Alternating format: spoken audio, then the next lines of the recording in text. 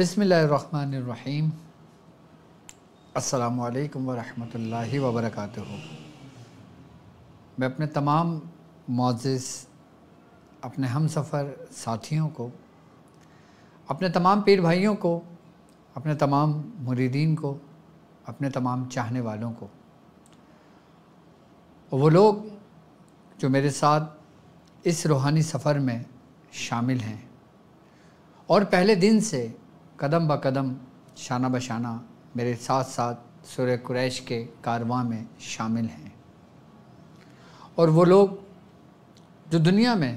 جہاں کہیں بھی ہیں، کسی بھی خاندان سے وابستہ ہیں، کسی بھی سلاسل سے جڑے ہوئے ہیں، عملیات کی تلاش میں ہوں، روحانیت کی جستجو میں ہوں، اور سلاسل کے ذکر و اذکار کی تعلیمات کو حاصل کرنے کے لیے ہمارے ساتھ جڑے ہیں، میں ان تمام لوگوں کو، اور وہ لوگ کہ جو عام لوگ ہیں، جو اولیاء اللہ سے محبت رکھتے ہیں، جو اللہ اور اس کے رسول سے محبت رکھتے ہیں، اور جو دنیاوی معاملات میں آزمائش میں مبتلا ہیں، کسی پریشانی میں مبتلا ہیں، اپنے روحانی اور جسمانی امراض میں مبتلا ہیں، ان کو کہیں ان پریشانی کا حل نظر نہیں آتا، اور وہ اس نیت سے ہمارے ساتھ جڑے ہیں کہ قرآن اور سنت کی روشنی میں، بزرگوں کے سائے میں ان کے مسائل سے ان کو چھٹکارا ملے۔ میں ان تمام لوگوں کو اپنے خاندان قادریہ، سلسلہ سہروردیہ، چشتیہ، قلندریہ، ابوالعلائیہ، جہانگیریہ، حسنیہ، عثمانیہ، طارقیہ، شاذلیہ میں ایک بار پھر جان ایمان سیزن 3 کے ایپیسوڈ 1 میں آپ کو خوش آمدید کہتا ہوں، اور یہ امید رکھتا ہوں کہ آپ تمام لوگ خیریت سے ہوں گے،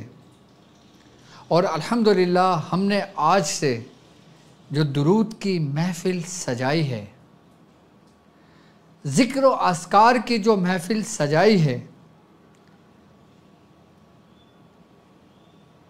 اور یہ وہ محفل ہے کہ جو شروع سے ہمارے بزرگ اس کو سجاتے ہیں، اور ایسی نورانی محفل، ایسی روحانی پرکیف محفل کہ جس میں ہماری کیفیت بدل جائے، ہمارے حالات بدل جائیں، ہمارے معاملات بدل جائیں، ہمارے مسائل ہم سے دور ہو جائیں، اور اگر ہم کسی آزمائش میں مبتلا ہیں تو اس محفل کی برکت سے ہم اس آزمائش سے نکل جائیں۔ اگر ہمارا رب ہم سے ناراض ہے، ہماری کوتاہیوں کی وجہ سے، ہماری غلطیوں کی وجہ سے، یا ہمارے اپنے ہاتھوں سے کمائی ہوئی کی وجہ سے، یا ہم سے جو غلطیاں سرزد ہوئی ہیں، اس کے بدلے میں جس عذاب میں ہم مبتلا ہیں، جس آزمائش میں ہم مبتلا ہیں، اب وقت ہے کہ اس محفل میں ہم توبہ کریں، اپنے رب کے حضور اپنے گناہوں کا اقرار کریں، اور اس محفل سے برکتیں سمیٹیں۔ کہ یہ وہ محفل ہے کہ جس محفل کے بارے میں سرکار دو عالم صلی اللہ علیہ وآلہ وسلم کا فرمان عالی شان ہے۔ آپ نے فرمایا کہ جس شخص نے درود کی محفل رکھی، اور جس شخص نے ذکر و اذکار کی محفل رکھی، اور سب ایک جگہ جمع ہو کر جنہوں نے ذکر کیا، اذکار کیے، اعمال کیے، درود پڑھے، ایسی محفل کے بارے میں آپ فرماتے ہیں کہ اللہ تبارک و تعالی نے کچھ فرشتے بالخصوص اس مقصد کے لیے پیدا کیے ہیں کہ جب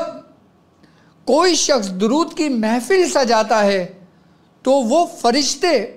اس محفل کو ڈھونڈتے ہیں۔ مقصد کچھ فرشتے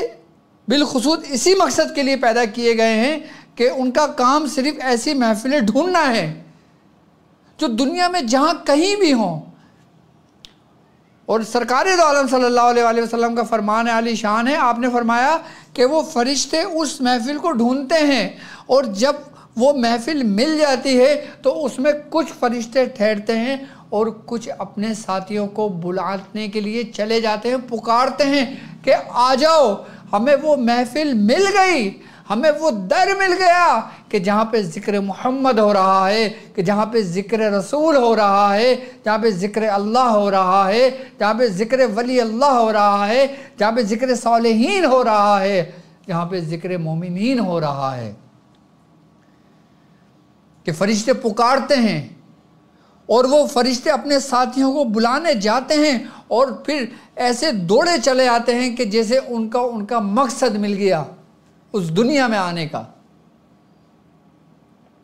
اور وہ فرشتے اس محفل میں شامل ہو جاتے ہیں، اور جب فرشتے اس محفل میں شامل ہو جاتے ہیں تو وہ ذکر سنتے ہیں جو رب کا ذکر ہو رہا ہوتا ہے، اور فرشتے گواہ ہوتے ہیں، فرشتے اس کو تحریر کرنے لگ جاتے ہیں. ذکر محمد ہو رہا ہوتا ہے، اس کو تحریر کرنے لگ جاتے ہیں، اللہ کا ذکر ہو رہا ہوتا ہے، اور وہاں پہ لوگ دعائیں مانگ رہے ہوتے ہیں، فرشتے نام کے ساتھ وہ دعائیں تحریر کرنا شروع کر دیتے ہیں. اور جو شخص اس محفل میں شریک ہوتا ہے، اور چاہے وہ اس محفل میں شریک ہے لیکن وہ زبان سے ذکر نہیں کر رہا، لیکن وہ شریک ہے، یہاں تک کہ فرشتے اس کے دل کی مرادیں بھی لکھ لیتے ہیں جو اس کی نیتیں ہوتی ہیں. اور وہ پھر فرشتے جب محفل برخاست ہوتی ہے، جب محفل ختم ہوتی ہے، اپنے اختتام کو پہنچتی ہے، تو وہ فرشتے اپنے رب کی طرف لوٹ جاتے ہیں اور رب کو وہ پیغام سناتے ہیں کہ اے باری تعالیٰ، ہم نے فلاں جگہ پہ ہم گئے اور فلاں جگہ پہ تیرا ذکر ہو رہا تھا، فلاں جگہ پہ فلاں شخص تیرے محبوب کا ذکر کر رہا تھا، فلاں شخص اپنے لیے دعا کر رہا تھا،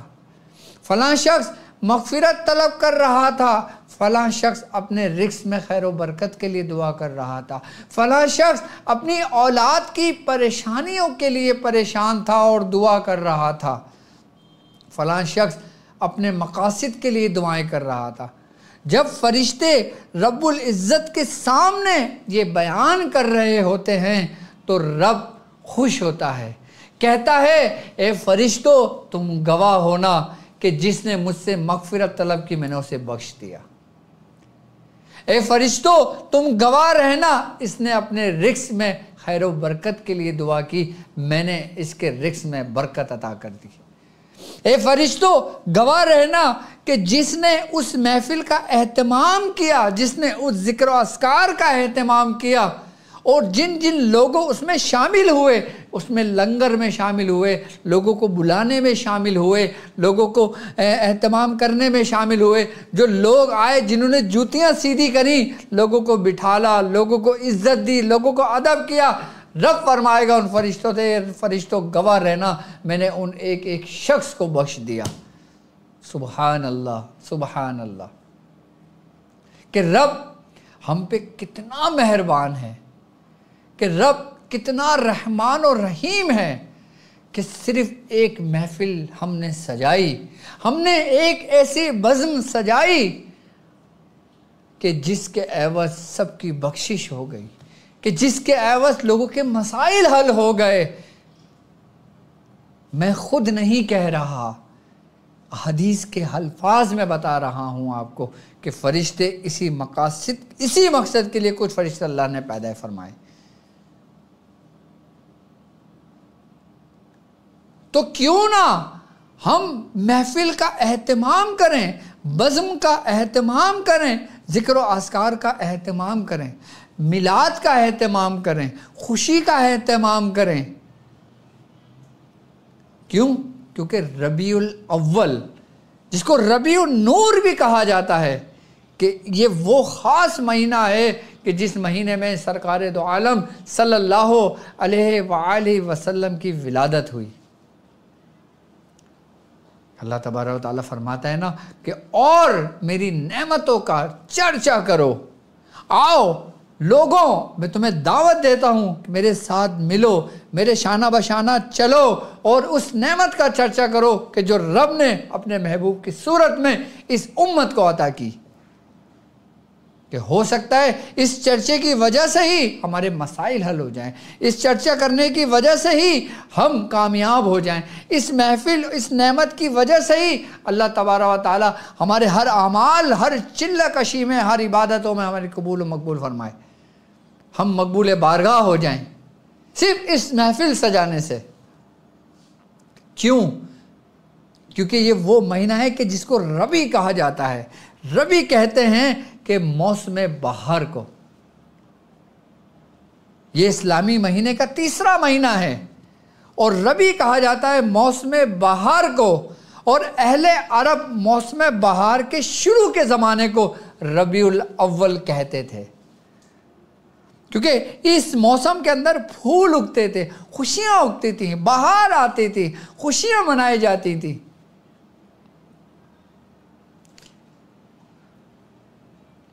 کہ یہ وہ مہینہ ہے، اور اس مہینے میں ایک ایسی ساتھ تھی کہ جس میں اللہ تبارک تعالیٰ نے اس نعمت کو اس روئے زمین پر بھیجا۔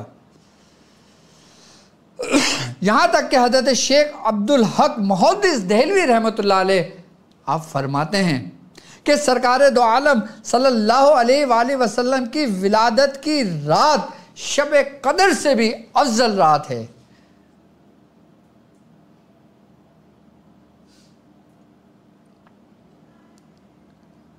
اور اس مہینے کی فضیلت، اس مہینے کی برکت کہ خود سرکار دو عالم صلی اللہ علیہ وآلہ وسلم کا فرمان عالی شان ہے، آپ پیر کے دن کا روزہ رکھا کرتے تھے۔ جب صحابی نے پوچھا اے اللہ کے رسول آپ پیر کے دن کا روزہ کیوں رکھتے ہیں، تو سرکار دو عالم صلی اللہ علیہ وآلہ وسلم نے فرمایا کہ میں اس دن پیدا ہوا تھا اور اسی ہی دن مجھ پر وحی نازل کی گئی تھی۔ تو پیر کا دن کتنا افضل دن ہوگا، لیکن ہمیں اہمیت نہیں معلوم۔ اس مہینے کو ہم عام مہینہ کہتے ہیں۔ اب میلاد کا اہتمام ہم کرتے ہیں، اس کا مطلب یہ نہیں ہے کہ ہم نعرے لگانا شروع کر دیں، ہم لاؤڈ اسپیکر آن کر کے اپنی گاڑیوں میں آن کر کے شروع ہو جائیں، نہیں، بلکہ میلاد منانے کا مقصد حضور کریم صلی اللہ علیہ وآلہ وسلم کی ذات اقدس پر درود بھیجنا ہے، اپنی عبادتوں میں اضافہ کرنے کا مہینہ ہے، نوافل بڑھ چڑھ کر پڑھنے کا مہینہ ہے کہ ہم نوافل پڑھ کر حضور کی بارگاہ میں پیش کریں، اللہ کی بارگاہ میں پیش کریں اور رب سے دعا کریں باری تعالیٰ اس نوافل کا ثواب ہم حضور کی شان میں پیش کرتے ہیں، حضور کی بارگاہ میں پیش کرتے ہیں، اس طرح پیش کریں کہ جس طرح امام محمد بن سلیمان جزولی رحمۃ اللہ علیہ کیا کرتے تھے۔ آج ہم بات کرتے ہیں ربیع الاول کی پہلی ایپیسوڈ میں دلائل الخیرات پر، ایک درودوں کی ایک ایسی مجموعہ کتاب کہ جو مقبول بارگاہ ہوئی۔ دلائل الخیرات سب پڑھتے ہیں اور اللہ تبارک و تعالیٰ کا یہ فضل، اللہ تبارک و تعالیٰ کا یہ احسان خاندان شاذلیہ کے حصے میں آیا۔ کیوں؟ کیونکہ آپ کا نام محمد ہے،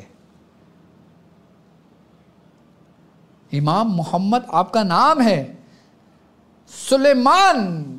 جزولی رحمۃ اللہ علیہ کے نام سے آپ مشہور ہوئے، آپ کا تعلق بھی مراکش یعنی کہ مراکو سے ہی تھا۔ آپ کے جو پیر و مرشد ہیں ان کا نام محمد بن عبداللہ ام غیر تھا۔ آپ شاذلیہ خاندان میں بیعت ہوئے۔ کون؟ محمد سلیمان الجزولی رحمۃ اللہ علیہ۔ آپ کے جو مرشد تھے جن کا نام تھا محمد بن عبداللہ،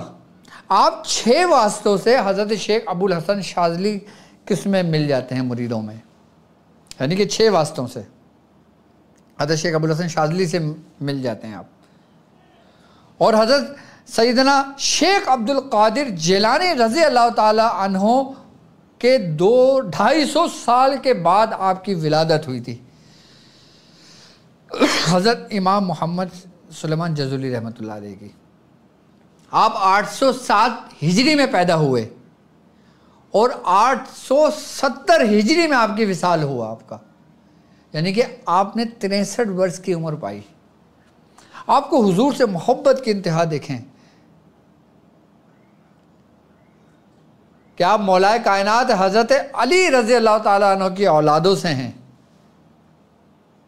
بعض کہتے ہیں کہ حضرت امام حسین علیہ السلام کے اولادوں سے ہیں، بعض کہتے ہیں حضرت امام حسن علی مقام کے اولادوں سے ہیں، لیکن آپ ہیں پیور سید مولا کائنات کی اولادوں سے. اور آپ کا وہ مقام اور مرتبہ تھا کہ جب آپ نے اپنی دنیاوی تعلیمات کو مکمل کر لیا، جب آپ نے دین کو سیکھ لیا، آپ بیسیکلی مالکی تھے. حضرت امام مالک رحمۃ اللہ علیہ کے فقہ کے آپ پیروکاروں میں سے تھے. جب آپ نے دنیاوی تعلیمات کو مکمل کر لیا اور آپ کا مقام مرتبہ یہ تھا کہ آپ اس فقہ میں آپ کا اعلیٰ مقام تھا، شریعت کے پیروکار تھے آپ،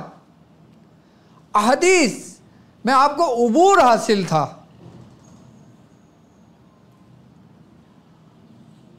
آپ کا ایک واقعہ ہوا کہ آپ ایک جگہ سے گزر رہے تھے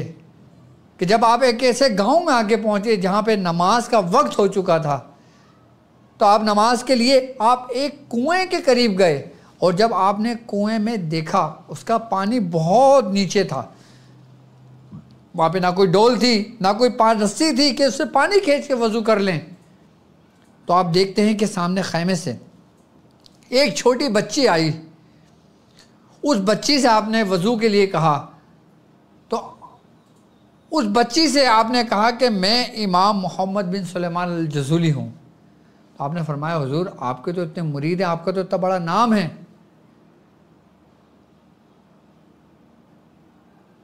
تو آپ نے فرمایا مجھے وضو کرنا ہے، مجھے کچھ دو، مجھے اس کنویں سے پانی نکالنا ہے. وہ لڑکی بڑی شیشو پن میں رہ گئی، حیرت میں رہ گئی. اس لڑکی نے کہا پانی کے لیے ڈول کی کیا ضرورت ہے؟ اس لڑکی نے کچھ پڑھا اور اپنا لعاب دہن اس کنویں میں ڈال دیا. اب جو ہی وہ لعاب دہن اس کنویں میں گرا اور اس کنویں کا پانی ابل ابل کے باہر آ گیا. تو حضرت شیخ سلیمان جزولی رحمۃ اللہ علیہ نے جب یہ دیکھا، اس وقت آپ نے اس بچی سے کہا کہ میں نماز کی ادائیگی کر لوں، اس کے بعد تم مجھے یہ راز دینا. وہ بچی چلی گئی اپنے خیمے میں. آپ نے وضو کیا، آپ کے ساتھیوں نے وضو کیا، آپ نے نماز ادا کری. جب نماز سے فارغ ہو گئے آپ، تو آپ اس خیمے کے قریب گئے، آپ نے آواز لگائی السلام علیکم. تو وہ بچی آئی. تو اس بچی کو آپ نے کہا، کس نے؟ حضرت امام، جو وقت کے امام، کہ جن کی زندگی اطاعت میں گزر گئی، کہ جن کی زندگی اللہ کے ذکر اذکار میں گزر گئی، جن کی زندگی دین کے علم حاصل کرنے میں گزر گئی، وہ ایک بچی سے پوچھتے ہیں کہ بیٹا تجھے یہ مقام و مرتبہ کیسے ملا؟ تو نے کیا پڑھ کے لعاب دہن ڈالا کہ کنویں کا پانی اوپر آ گیا؟ اس بچی نے آپ سے کہا کہ حضور میرے بابا نے مجھے کہا ہے کہ جب تمہیں کسی چیز کی ضرورت ہوا کرے میں تمہیں کچھ کلمات سکھا دیتا ہوں کہ تم وہ پڑھ کے طلب کیا کرو، تمہیں وہ مل جایا کرے گی. وہ بچی کہتی ہے کہ میں وہ صرف درود کے الفاظ ہیں کہ میں پڑھ کے جو بھی کچھ کرتی ہوں وہ کام میرا ہو جاتا ہے. تو جب آپ نے، اس لڑکی نے آپ کو درود بھیجا، درود پیش کیا کہ یہ کلمات ہیں، تو پھر آپ نے فرمایا کہ آج سے کہ میں درود کی ایک کتاب تحریر کروں گا. تو پھر آپ نے بہت سفر کیا، اور اتنا سفر کیا کہ آپ نے مختلف بزرگوں سے درودوں کو اکٹھا کرنا شروع کر دیا، اور پھر آپ نے اس پہ تحقیق کری اور پھر آپ نے سرکار دو عالم صلی اللہ علیہ وآلہ وسلم کی شان مبارک میں آپ نے جو درود کے کلمات کہے، سبحان اللہ سبحان اللہ، کہ جو مقبول بارگاہ ہوئے، کہ آپ نے جب ان تمام درود کو ایک ترتیب دے کر ایک کتاب کی شکل دی کہ جس میں 7 دن کے مختلف اوقات میں مختلف دنوں میں پڑھے جاتے ہیں، جسے دلائل الخیرات کہا جاتا ہے، پھر وہ تمام سلاسل کی زینت بنی۔ پھر تمام سلاسل کے بزرگوں نے جب اس دلائل الخیرات کو دیکھا تو فرمایا کہ یہ اللہ کی نشانیوں میں سے ایک نشانی ہے۔ واہ واہ واہ، کیا بات کہی آپ نے۔ چاہے کوئی قادری ہو، چاہے کوئی سہروردی ہو، چاہے کوئی چشتی ہو، چاہے کوئی ابو للائی ہو، تمام خاندان کے اندر دلائل الخیرات پڑھی جاتی ہے۔ آج ہم دلائل الخیرات کے اسی درود کا ذکر کریں گے، اس کا طریقہ کار سمجھائیں گے کہ وہ درود جو اس بچی نے حضرت امام محمد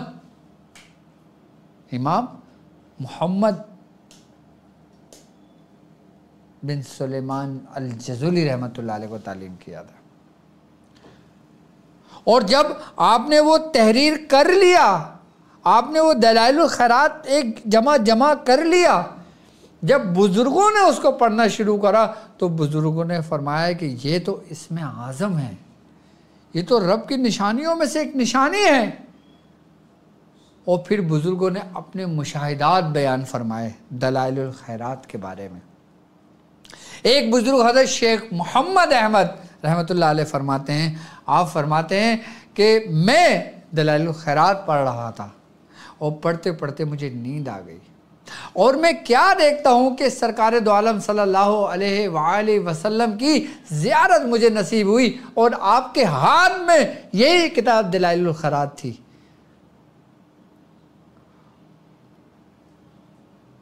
تو وہ بزرگ فرماتے ہیں کہ جب میں نے سرکار دو عالم صلی اللہ علیہ وآلہ وسلم کے دستے مبارک میں دلائل الخیرات کو دیکھا تو میں نے کہا حضور مجھے آپ بھی اس کی اجازت عنایت فرما دیں۔ تو وہ بزرگ فرماتے ہیں کہ مجھے سرکار دو عالم صلی اللہ علیہ وآلہ وسلم نے بھی دلائل الخیرات کی اجازت دی، اور پھر میں نے اپنی اولادوں کو یہ وصیت کی کہ اس دلائل الخیرات کی اجازت نسبی ہو قلبی ہو، اپنے تمام مریدین کو، تمام شاگردوں کو دو، اور ان سے کہو کہ اس کی رسی کو مضبوطی سے تھام لیں۔ کیوں؟ کیونکہ دلائل الخیرات وہ درودوں کا مجموعہ ہے کہ جو آپ کے سر کے بال سے لے کر پیر کے ناخون تک جتنے بھی جسمانی امراض ہیں، جتنے بھی باطنی امراض ہیں، جتنے بھی روحانی امراض ہیں، ان سب کا علاج دلائل الخیرات ہے۔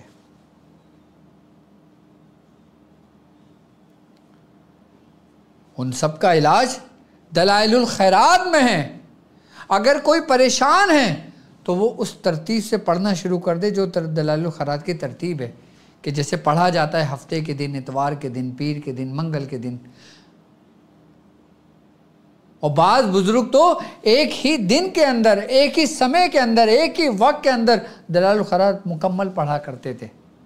بعض دنوں کے حساب سے پڑھا کرتے تھے۔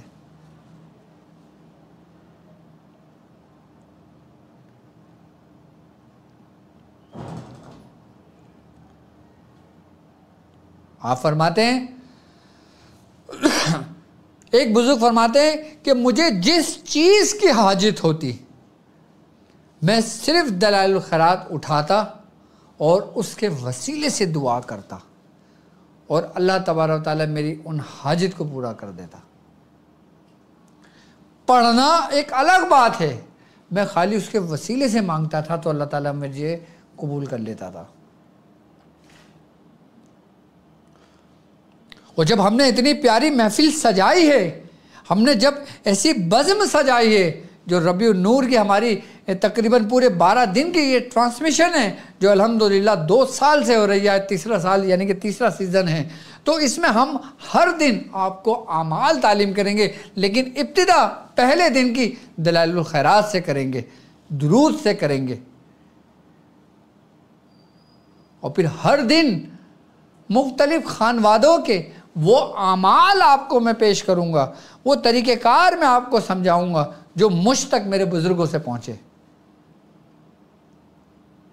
جو روحانی سفر کرنے والوں کے لیے ضروری ہے،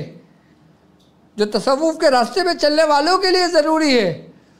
جو سلوک پہ چلنے والوں کے لیے ضروری ہے، اور ان لوگوں کے لیے انتہائی ضروریت ہے کہ جو طالب علم ہیں، جو حق کا راستہ جاننا چاہتے ہیں، جو حق کا راستہ اپنانا چاہتے ہیں، جو حق کو اپنے اندر دیکھنا چاہتے ہیں، جو حق کے اندر ضم ہونا چاہتے ہیں، کہ جو دین کا علم سیکھنا چاہتے ہیں، جو دنیا کا علم سیکھنا چاہتے ہیں،